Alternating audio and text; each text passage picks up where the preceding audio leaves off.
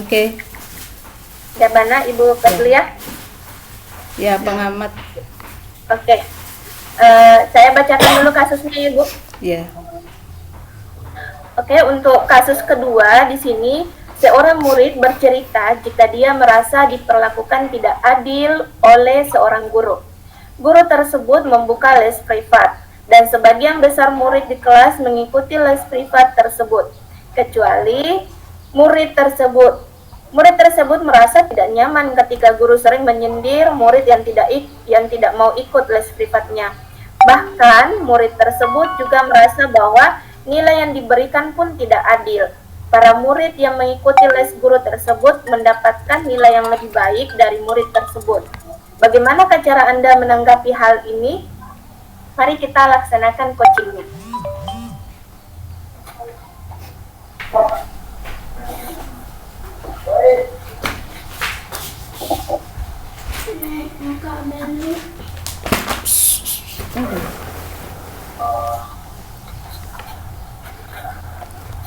Assalamualaikum Nak Hermi. Waalaikumsalam Ibu. Bisa ngobrol sebentar Nak? Bisa Bu, bisa. Ya, ini Ibu lihat, kenapa kayaknya agak tidak bersemangat ya? Iya Bu, begini, belakangan ini saya merasa tidak nyaman dalam suatu mata pelajaran. Hal tersebut sangat mengganggu pikiran saya Bu. Oh gitu, kira-kira apa yang bisa Ibu bantu dan apa yang kamu ingin capai di akhir ngobrol-ngobrol kita ini Nak? Saya ingin mendapat solusi dari masalah saya ini Bu. Oh itu, oke. Terus ada lagi yang ingin kamu capai? Saya juga ingin memperbaiki cara belajar saya Bu, juga mendapatkan nilai yang lebih bagus dan merasa nyaman ketika belajar.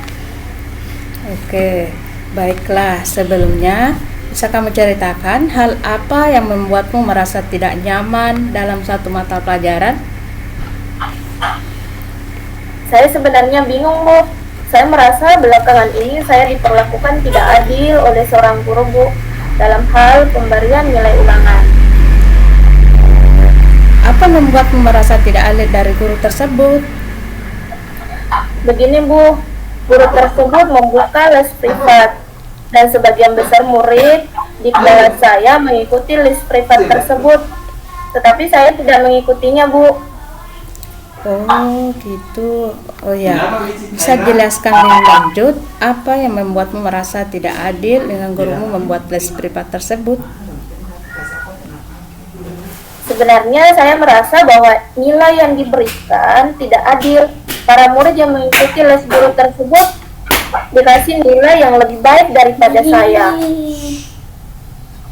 Oh begitu rupanya. Baik, Ibu mulai memahami sekarang. Selain nilai yang kamu dapatkan dari ulangan, hal apa lagi yang membuatmu merasa tidak nyaman? Sebenarnya saya juga merasa tidak nyaman ketika guru suka menyindir murid yang tidak mau ikut les privatnya Bu. Boleh Ibu tahu seperti apa bentuk sindiran tersebut? Biasanya beliau berkata, anak-anak dapat mengikuti les privat apabila memiliki kesulitan dalam belajar. Apa yang membebani pikiranmu setelah guru tersebut berkata demikian? Saya jadi merasa guru tersebut menyindir saya Bu, karena saya tidak ikut les privatnya. Oh, gitu rupanya. Iya Bu, saya merasa tidak nyaman. Saya menjadi berpikir kalau teman-teman saya mendapatkan nilai yang lebih baik karena mengikuti les privat tersebut. Nah, selama ini langkah-langkah apa yang telah kamu lakukan untuk mengobati rasa ingin tahumu tentang hal itu? Begini Bu, sebenarnya untuk mengobati rasa ingin tahunya, saya bertanya kepada teman-teman yang mengikuti les privat tersebut. Apa yang kamu tanyakan? Saya bertanya pemahaman mereka tentang materi yang disampaikan setelah mengikuti les privat tersebut. Terus, apa kata teman kamu? Mereka bilang lebih paham Bu dengan penyelesaian soal-soalnya karena mereka dilatih dengan berbagai jenis soal dan mereka belajar lagi ketika di rumah dengan contoh soal lainnya. Hmm, kalau dari kamu sendiri kiranya apa yang ingin kamu lakukan? Begini Bu, sebenarnya saya berencana untuk menemui guru tersebut untuk mengkonfirmasi dugaan saya. Oh, bagus. Terus kenapa kamu tidak melakukan itu? Saya masih ragu Bu, karena saya sebenarnya takut dimarahi. Oh ya, apakah sebelumnya memang kamu pernah dimarahi? Sebenarnya tidak sih Bu. Oh, kenapa tidak kamu coba saja? Benar juga ya Bu, seharusnya saya mencoba menemui guru tersebut. Ya, bagus. Setelah kamu bertemu guru tersebut, kira-kira apa yang ingin kamu sampaikan? Saya ingin menyampaikan bahwa saya tidak ikut les dan bertanya apakah itu mempengaruhi nilai saya atau tidak jika di kelas. Selain itu, saya ingin mengkonfirmasi alasan saya mendapat nilai kecil. Bagus itu, Nak Hermi. Ayo lakukan itu. Nah, selain itu, apa kekuatan yang kamu miliki sehingga kamu merasa yakin mendapat nilai tinggi walaupun tidak ikut les? Saya yakin Bu karena saya suka belajar. Setiap sore saya selalu mengulang pembelajaran di hari tersebut dan juga suka latihan-latihan soal. Selain itu, saya selalu membuat catatan yang rapi. Saya juga suka menonton video tutorial dari YouTube jika tidak ada yang saya pahami, Bu. Tetapi akhir-akhir ini semenjak pandemi orang tua saya kehilangan pekerjaan, Bu, dan beralih berjualan jajan. Saya terpaksa membantu orang tua saya berjualan jajan di pelabuhan pada malam hari. Oh, gitu. Apakah hal tersebut mempengaruhi belajar kamu? Saya rasa berpengaruh, Bu, karena waktu belajar saya menjadi kurang. Nah, coba kamu pikirkan kembali tentang nilai kamu. Apakah disebabkan kamu tidak ikut les ataukah karena memang akhir-akhir ini kamu kurang belajar? Wah, mungkin juga bisa seperti itu ya, Bu. Menurut kamu, apa yang bisa kamu lakukan? Sebenarnya untuk ikut les saya tidak mungkin, Bu, karena saya tidak memiliki uang untuk bayar les. Tapi saya akan meminta bantuan Aisyah, teman saya, Bu. Dia ikut les dan biasanya dia mau menjelaskan ke saya apa yang belum saya pahami. Nah, jadi kira-kira apa rencana kamu dalam mencapai tujuan? Saya akan menemui guru mata pelajaran tersebut dan menyampaikan ke guru bahwa saya tidak ikut les dan bertanya apakah itu mempengaruhi nilai saya di kelas. Kemudian saya akan mengkonfirmasi jawaban tes yang diberikan dan saya akan belajar lebih giat lagi, Bu, sehingga saya mendapatkan nilai yang tinggi walaupun saya tidak ikut les. Jika saya menemui kendala, saya akan meminta bantuan teman saya yang lain.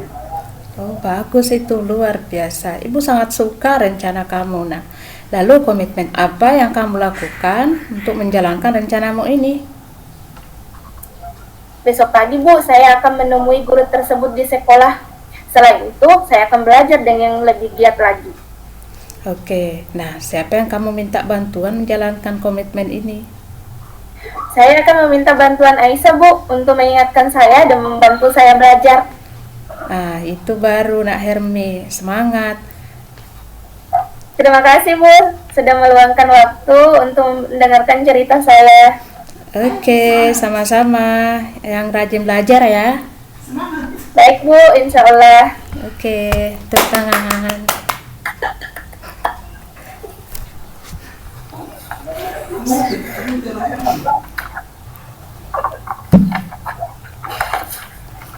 Ibu Patlia. Iya, berdasarkan percakapan antara coach dan coachi, yakni Ibu Lina dengan Hermi ya, Iya, Bu. Hermi. Nah, di sini kita bisa melihat tujuan penyampaian coachingnya secara bagus karena memenuhi model Tirta. Kemudian untuk bagian identifikasi, yakni memberikan pertanyaan umpan balik seperti kira-kira apa yang bisa ibu bantu. Kemudian baiklah, sebelumnya bisa kamu ceritakan apa yang membuatmu merasa tidak nyaman dalam suatu pelajaran, dan berikutnya apa yang membuatmu merasa tidak adil dari guru tersebut. Nah, untuk pertanyaan seperti rencana aksi, memberikan pertanyaan dan umpan balik mengenai rencana aksi Koci dalam menyelesaikan permasalahan, seperti apa yang membebani pikiranmu setelah guru tersebut berkata demikian. Kemudian apa yang kamu tanyakan pada temanmu. Terus